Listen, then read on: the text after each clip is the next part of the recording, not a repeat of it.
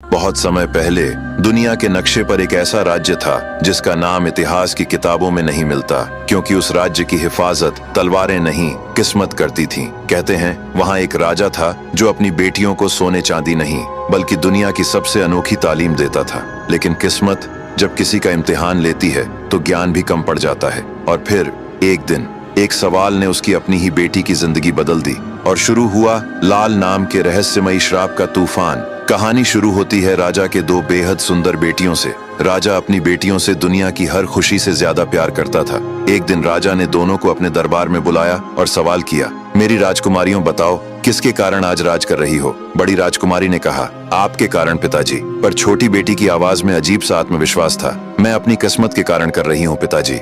ये जवाब राजा के दिल पर हथौड़े की तरह लगा। राजा का गुस्सा फूट पड़ा। उसने आदेश दिया, जाओ इस राज्य का सबसे मूर्ख लड़का खोज कर लाओ, उसी से इसका विवाह होगा। मंत्री निकल पड़ा। एक लड़का उसी डाल पर बैठकर उसी डाल को काट रहा था। मंत्री ने उसे देखते ही पकड़ लिया। उसने राजा के सामने लड़के को पेश करते हुए कहा, महाराज इससे बड़ा मूर्ख कोई नहीं हो सकता। ये जिस डाल पर बैठा था उसी को काट रहा था। राजा ने देखा और समझ गया और छोटी बेटी की शादी उसी लड़के से कर दी गई। दोनों चलते चलते एक शापित झील के किनारे पहुंचे। झील शांत थी, लेकिन उसकी खामोशी ऐसी थी जैसे वह सदियों से कोई भयानक सच छिपाए बैठी हो। अचानक लड़के ने झील की सतह पर लाल लाल चमकते हीरे तैरते हुए देखे। उसकी आंखें लोभ से चमक उठीं। राजकुमारी ने घबराकर उसे रोकते हुए कहा, इसे मत छुओ, यह झील अशुभ है। लेकिन लालच के आगे उसकी कोई बात नहीं चली। लड़के ने एक लाल हीरा उठा लिया और उसी पल से उनकी किस्मत का अंधेरा सफर शुरू हो गया। दूसरे राज्य में पहुंचकर वह मूर्ख लड़का राजा के दरबार में दरबान बन गया। एक दिन दरबार में जुए का खेल चला तो उसने वह लाल हीरा दांव पर रख दिया। सबकी आंखें उस लाल की चमक में खो गईं और मूर्ख की किस्मत अचानक पलट गई। कुछ ही दिनों में उसने उस लाल से बहुत रुपए जीत लिए। दरबारियों की ईर्ष्या भड़क उठी और यह बात राजा तक पहुंची। राजा ने हीरा देखा तो उसने बिना देर किए हीरा छीन लिया और इसे अपनी बेटी को दे दिया। राजकुमारी ने उस लाल को गले में पहन लिया। उसने एक तोता और मैना पाल रखा था। उसकी पालतू मैना बोली, राजकुमारी यह लाल तो बेहद सुंदर है। किंतु तोता बोला, तुम क्या जानो, लाल का जोड़ा होता तो और सुंदर लगता। ये सुनकर राजकुमारी के दिल में दूसरा लाल पाने की आग जल उठी। वह सो गई और सुबह तक न खाई न पिया, बस एक जिद करती रही, एक और लाल चाहिए, नहीं तो मैं मर जाऊंगी। राजा डर गया क्योंकि एक ही बेटी थी और उसने मूर्ख दरबान को आदेश दिया कि एक और लाल ला कर दो, नहीं तो पूरे परिवार को गड्ढे में जिंदा दफना दिया जाएगा। वह घर आया और राजकुमारी को सारी बात बताई। राजकुमारी बोली, मैंने उसी दिन आपको कहा था कि लालच न करें, नहीं तो खतरा होगा, पर अब हो भी क्या सकता था। मूर्ख युवक लाल की खोज में निकल पड़ा। चलते चलते वह उसी नदी किनारे पहुंच गया। उसने सोचा, क्यों ना इस बात का पता लगाया जाए कि ये हीरे कहाँ से बहते हुए आ रहे हैं। यही सोचकर वह नदी के किनारे किनारे चल दिया। एक जगह उसने देखा कि किसी लड़की का सिर कटा है और उसका खून नदी में टप टप गिर रहा है। खून लाल बन रहा है और वही लाल नदी की धारा में बह रहा है। यह देखकर वह चुपचाप एक पेड़ पर चढ़कर छुप गया और छुप छुप कर देखने लगा कि आखिर माजरा क्या है। जब शाम हुई तो एक राक्षस आया। उसने पास के एक पेड़ से एक फूल तोड़कर उस लड़की को सूंघा दिया। लड़की तुरंत जीवित हो उठी। दूसरे दिन जब राक्षस बाहर जाने लगा तो उसने फिर तलवार से उस लड़की की सिर काट दी। उसी तरह उसका खून टपकने लगा। राक्षस के चले जाने के बाद लड़का पेड़ से उतरा। उसने उसी पेड़ से एक फूल तोड़ा जिससे राक्षस ने तोड़ा था और उसे लड़की को सूंघा दिया। लड़की तुरंत जी उठी। लड़के को देखकर बहुत खुश हुई। दोनों ने दिन भर खूब मस्ती की। शाम होने वाली थी तो उस स्त्री ने युवक को मच्छर बना दिया। जब राक्षस आया तो बोला, मुझे किसी मनुष्य की गंध आ रही है। स्त्री ने कहा, यहाँ कहाँ से मनुष्य आएगा मेरे स्वामी। ये सुनकर राक्षस शांत हो गया। इसी तरह राक्षस के चले जाने पर लड़का लड़की को फूल सूंघाकर जिंदा कर देता और शाम होते ही राक्षस फिर उसकी सिर काट देता। 4-5 दिन दोनों इसी तरह दिन भर मौज मस्ती करते रहे। स्त्री उसे जादुई दुनिया में लेकर जाती जहाँ तरह तरह चीजें होती। एक दिन युवक ने कहा कि वह राक्षस से पूछे कि उसके प्राण कहाँ बसे हैं। स्त्री के पूछने पर पहले तो राक्षस टाल मटोल करता रहा, झूठ मूठ कुछ भी बता देता, लेकिन एक दिन उसने सच्चाई बताई। राक्षस बोला, मेरे प्राण 7 समुद्र पार एक ताड़ के पेड़ पर हैं। उस पर एक पिंजरा है जिसमें एक तोता है। उसी तोते के अंदर मेरे प्राण हैं, इसीलिए मुझे कोई नहीं मार पाता। युवक ने यह राज जान लिया और राक्षस के प्राण को समाप्त करने निकल पड़ा। जाते जाते वह एक पेड़ के नीचे विश्राम करने लगा। थका होने के कारण उसे नींद आ गई। उसके सोते ही एक जहरीला सांप निकला और उसे काट लिया। दर्द से उसकी नींद खुल गई और वह तड़पने लगा। वहीं पास की एक गुफा में एक भेड़िया अपनी पत्नी और बच्चों के साथ रहता था। उसने युवक की दर्द भरी पुकार सुनी और उसके पास पहुंच गया। उसने देखा कि युवक को किसी जहरीले सांप ने काट लिया है। भेड़िया बोला, भाई तुम कौन हो ये तो मैं नहीं जानता, पर तुम्हें बचाना मेरा कर्तव्य है। भेड़िया युवक को अपनी गुफा में ले गया। उसकी पत्नी एक मनुष्य को देखकर डर गई। भेड़िए ने कहा, डरो मत, यह एक भला मनुष्य है, हमें इसकी जान बचानी होगी और इसका एक ही उपाय है। अगर पहाड़ के उस पार रहने वाली विषारिणियों के सिर का गूदा मिल जाए तो इसकी जान बच सकती है। भेड़िए ने देर किए बिना अपनी पत्नी से कहा, मैं अभी विषारिणी के पास जाता हूँ, तुम इस मनुष्य की देखभाल करती रहना। भेड़िया पहाड़ की दूसरी तरफ पहुंचा। वहां का दृश्य किसी दूसरी दुनिया जैसा था। अचानक सामने एक प्राणी आई जिसका निचला हिस्सा चमकीले मोर जैसा था और ऊपर का हिस्सा स्त्री का। वह गरज कर बोली, कौन है जो विषारिणी की भूमि में पैर रखने की हिम्मत करता है? भेड़िया कांपते हुए बोला, हे देवियों, मैं आपकी शरण में आया हूँ। एक मनुष्य मर रहा है, कृपा करके उसकी मदद करें। विषारिणियों की टोली इकट्ठी हो गई। फिर उनकी मुखिया धीरे से मुस्कुराई और बोली, ठीक है भेड़िए, हम सहायता करेंगे, लेकिन एक शर्त है। भेड़िया बोला, कैसी शर्त? मुखिया बोली, जिस मनुष्य को तुम बचाना चाहते हो, वह जिस राक्षस का नाश करने निकला है, वह साधारण राक्षस नहीं है, वह हमारी रानी का शत्रु है। राक्षस जब मरेगा तब तुम हमें उसका प्राण मृत्यु का चक्र लाकर दोगे। भेड़िया चौंक गया। प्राण मृत्यु का चक्र? वह क्या है? विषारिणी बोली, राक्षस के तोते में उसका प्राण बसा है। जब वह प्राण नष्ट होगा तो उससे एक प्रज्वलित शक्ति निकलेगी। उसे एक शीशी में बंद करके मुझे सौंपना होगा, तभी मैं उस मनुष्य की मदद करूंगी। भेड़िया समझ गया कि सौदा कठिन है, लेकिन युवक को बचाने के लिए वह तैयार था। उसने सिर झुकाकर कहा, मैं यह सौदा स्वीकार करता हूँ। विषारिणी मुस्कुराई, ठीक है, चलो तुम्हारे मित्र को बचा देते हैं। विषारिणी हवा में उड़ी। उनके चमकदार पंखों से रोशनी बरस रही थी। भेड़िया उन्हें अपनी गुफा की ओर ले आया। गुफा में सांसें टूटती हुई युवक पड़ा था। विषारिणी ने अपनी उंगली के नाखून से अपने सिर से थोड़ा सा नीला गूदा निकाला और युवक के घाव पर लगाया। क्षण भर में घाव से धुआं उठने लगा और फिर काला झर बाहर निकलकर जमीन पर टपकने लगा। युवक ने पहली बार आंखें खोली। वह खोई हुई आवाज में बोला, मैं बच गया। विषारिणी बोली, हाँ, लेकिन अब तुम्हारी असली परीक्षा शुरू होती है। राक्षस के तोते में बसे हुए प्राण को अगर तुम मारने में कामयाब होते हो तो उससे निकलने वाली जीवन मृत्यु चक्र ऊर्जा मुझे देनी होगी। युवक बोला, आपकी कृपा से मेरी जान बची है, मैं इस उपकार का बदला जरूर चुकाऊंगा। उस राक्षस ने लड़की को वर्षों से कैद कर रखा है, मैं उसे भी आजाद कराऊंगा। तभी विषारिणी ने एक और भयानक बात कही। उसने कहा, जिस लड़की को तुम बचाने चले हो वह जन्म से मनुष्य नहीं है, वह राक्षस वरुणाग की बनाई हुई माया नारी है, एक जादुई स्त्री जिसका अस्तित्व उसी के जादू से बंधा है। अब ध्यान से सुनो, यहाँ से 2.5 दिन की दूरी पर विषधारों का देश समंदाल है। वहां की राजकुमारी विषकन्या बहुत ही सुंदर थी। उसके बोलने पर ऐसा लगता था जैसे बसंत आ गया हो। उसकी सुंदरता के चर्चे कई राज्यों में फैले थे। लेकिन एक दिन राक्षस वरुणाग ने बाग में विचरण करती हुई राजकुमारी विषकन्या को देखा। उसकी मोह में राक्षस बंध गया। वह छुप छुप कर नजर रखने लगा कि राजकुमारी को कैसे अपना बनाए, और एक रात वही हुआ। वह सोती हुई राजकुमारी को उठा लाया और उससे प्रेम संबंध बनाने को कहा। राजकुमारी ने जब मना किया तो उसने उसे मारकर उसका सिर काट दिया और विषधारों की सरहद पर रख आया। विषधारों की कुलदेवी इससे बहुत नाराज हुई और उन्होंने उसे श्राप दिया, जैसे तुमने निर्दयी होकर राजकुमारी का सिर काटा है, वैसे ही अब तुम अपने शरीर से एक स्त्री बनाओगे और हर दिन उसका सिर अपने ही हाथों से काटकर फिर उसे जिंदा करोगे। उसके आंसू और खून से लाल हीरे बनते रहेंगे और हर एक हीरा तुम्हें एक क्षण की जिंदगी देता रहेगा। विषारिणी के शब्दों ने युवक के दिल में तूफान खड़ा कर दिया। उसने कभी सोचा भी नहीं था कि जिस लड़की को बचाने के लिए वह जान देने को तैयार है, वह असल में एक माया है और उसका हर सांस, हर आंसू राक्षस वरुणाग के जादू से बंधा हुआ है। युवक की आंखों में दर्द तैर आया। वह बोला, अगर वह माया भी है तो क्या उसकी पीड़ा असली नहीं? विषारिणी ने कहा, पीड़ा वही असली है जो दिल में उठती है। माया हो या मनुष्य, दर्द सबको जलाता है। अभी तक मैंने तुमसे कुछ छिपा रखा था। शायद तुम ये नहीं जानते कि वरुणाग का तोता जिसे तुम मारने जा रहे हो साधारण तोता नहीं है। अभी तुमने आधी ही कहानी सुनी है। तुम्हें क्या लगता है वरुणाग ने राजकुमारी विषकन्या की गर्दन क्यों काटी थी? युवक ने हैरानी से पूछा। क्यों? विषारिणी ने गंभीरता से कहा, समंदर के पूर्व में अधिपति बेतालों का साम्राज्य है। वहां एक योद्धा रहता था जिसे बेताल योद्धा अर्घमान कहते थे। वह इतना बलशाली था कि बड़े बड़े दिग्गज हाथियों को एक पटकनी में मात दे देता था। जब राजकुमारी विषकन्या जवान हुई तो उसकी अद्वितीय सुंदरता की ख्याति दूर दूर तक फैल गई। उसकी खूबसूरती के चर्चे इतने मशहूर हुए कि यह बात आखिरकार बेतालों के साम्राज्य तक भी पहुंच गई। एक दिन राजकुमारी के पिता विषधारों के राजा ने एक प्रतियोगिता का आयोजन किया जिसमें एक खतरनाक नाग से लड़ाई करनी थी। अर्घमान ने भी इस प्रतियोगिता में भाग लिया और उस नाग को थोड़ी ही देर में हरा दिया जिसे बड़े बड़े वीर नहीं हरा पाए थे। यह देखकर राजा बहुत प्रसन्न हुए और राजकुमारी भी उस पर अपना दिल हार बैठी। धीरे धीरे दोनों के दिलों में प्रेम पनपने लगा और दोनों छुप छुप कर मिलने लगे। लेकिन किस्मत को शायद कुछ और ही मंजूर था।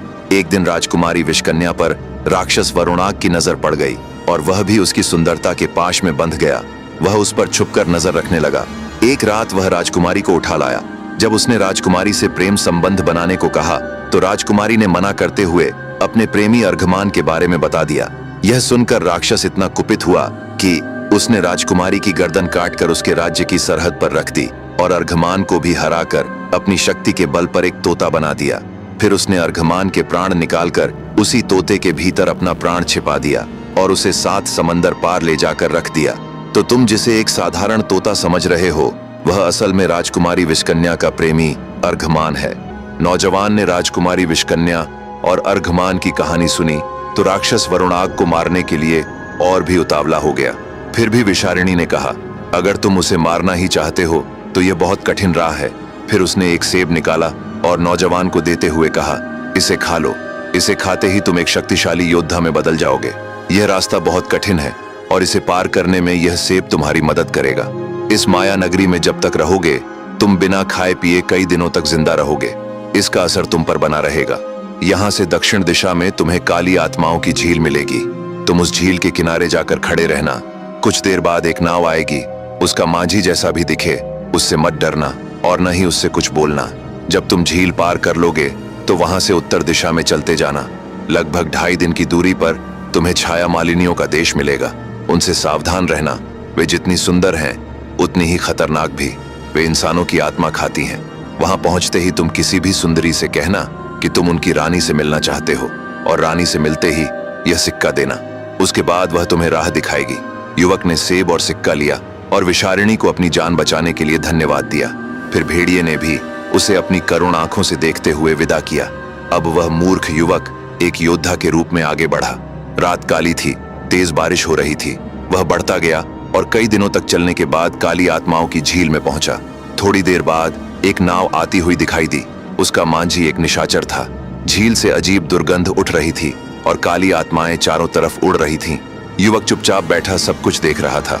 तभी एक बड़ा काला कौवा आया। निशाचर ने अपनी एक आंख निकालकर उसे दे दी और कौवा लेकर उड़ गया। थोड़ी देर बाद झील का पानी चीरती हुई एक विशालकाय अंधकरणी ऊपर निकली। उसने जोर से कहा, ठहरो, पहले मुझे खून दो, फिर आगे बढ़ो। युवक का चेहरा भय से पीला पड़ गया, लेकिन निशाचर ने बिना हिचकिचाए अपनी कटार निकाली और अपनी हथेली चीरकर कुछ बूंदे खून की उस रहस्यमयी झील में टपका दी। देखते ही देखते पानी लाल रक्त में बदल गया। अंधकरणी ने वह रक्त पिया और संतुष्ट होकर फिर झील में समा गई। इसके बाद निशाचर युवक को एक ऐसे दरिया में ले आया जहां पानी में विचित्र जीव तैर रहे थे। कुछ मछलियां कौं की तरह काली और भयानक थीं, कुछ चमगादड़ के जैसी डरावनी थीं और कुछ विशाल कछुए ऐसे थे कि जिन्हें देखकर ही रोंगटे खड़े हो जाएं। युवक इन अजीब जीवों को पार करते हुए आगे बढ़ता गया। एक दिन और एक रात की यात्रा के बाद निशाचर उसे छाया मालिनियों के घाट पर छोड़कर अदृश्य हो गया। वहां से कुछ दूर चलने पर एक आती हुई बुढ़िया दिखी जो एक छोटे बिल्ली के बच्चे को लिए हुए थी। उसने कहा, बेटा तुम कौन हो? युवक ने उसे प्रणाम करते हुए कहा, माई, मैं एक मुसाफिर हूँ और मुझे यहाँ की रानी से मिलना है। बुढ़िया बोली, बेटा मैं तुम्हारी जरूर मदद करूंगी, बल्कि मैं तुम्हें रानी तक ले जाऊंगी, पर जरा इस बिल्ली के बच्चे को थोड़ी देर संभाल लो। मैं नीचे के झरने से पानी पीकर आती हूँ। युवक ने उस नन्हे बिलाव शावक को करुणा सहित उठाया और उसे अपनी हथेलियों में थाम कर स्नेह से सहलाने लगा। तभी अचानक बारिश होने लगी, लेकिन जैसे ही बारिश की पहली बूंद उस बिल्ली के बच्चे पर गिरी, मानो कोई प्राचीन श्राप जाग उठा। कुछ ही क्षणों में उसका चेहरा विकृत होने लगा और उसकी मीठी सी आवाज राक्षसी गुर्राहट में बदल गई। अगले ही पल वह युवक पर झपट पड़ी। तभी आसमान को चीरती हुई एक तीर सनसनाती आवाज के साथ आई और सीधे उस राक्षसी बिल्ली के शरीर में धंस गई। बिल्ली तड़पती हुई जमीन पर गिरी और कुछ ही पलों में निश्चल हो गई। युवक ने घबराकर ऊपर देखा। वहां एक स्त्री खड़ी थी, ऊंचा कद, तेजस्वी मुख और आंखों में शिकारी जैसी पैनी दृष्टि। युवक ने हाथ जोड़कर कहा, देवी, आपने मेरी प्राण रक्षा की, मैं आपका ऋणी हूँ। आप कौन हैं? स्त्री ने उत्तर दिया, मैं इस राज्य की वंशाया रक्षिका हूँ। आज तुम्हारा भाग्य बलवान था, जो तुम मृत्यु के मुख से बच निकले। जिसे तुम साधारण वृद्धा समझ रहे थे, वह एक डायन है। बुढ़ापे में वह स्वयं शिकार नहीं कर पाती, इसलिए राहगीरों को अपने जाल में फंसाकर उन्हें खा जाती है। इतना कहते ही उसने अपने कान से सांप के आकार का कुंडल निकाला और जमीन पर फेंक दिया। क्षण भर में वह कुंडल फुफकारता हुआ एक विशाल नाग बन गया। नाग ने फुर्ती से झपट्टा मारा और झाड़ियों में छिपी डायन को कस लिया। डायन की चीखें पूरे जंगल में गूंज उठीं। वंछाया रक्षिका ने मंत्रोच्चार किया और उस डायन को एक मंत्रबद्ध शीशी में बंद कर लिया। कुछ क्षण बाद युवक बोला, मैं कई दिनों की कठिन यात्रा करके यहाँ पहुंचा हूँ। आपकी महारानी से भेंट करना चाहता हूँ। स्त्री ने गहरी दृष्टि से उसे देखा और बोली, यदि तुम्हारा उद्देश्य सच्चा है तो मैं स्वयं तुम्हें महारानी के पास ले चलूंगी। उसने जोर से ताली बजाई। अगले ही पल आकाश गर्जना से कांप उठा। बादलों को चीरता हुआ एक विशालकाय ड्रैगन नीचे उतरा। दोनों उसकी पीठ पर सवार हुए और राजधानी की दिशा में उड़ चले। राजधानी पहुंचकर युवक को महारानी के सामने लाया गया। महारानी ने गंभीर स्वर में पूछा, तुम कौन हो और मेरे राज्य में किस उद्देश्य से आए हो?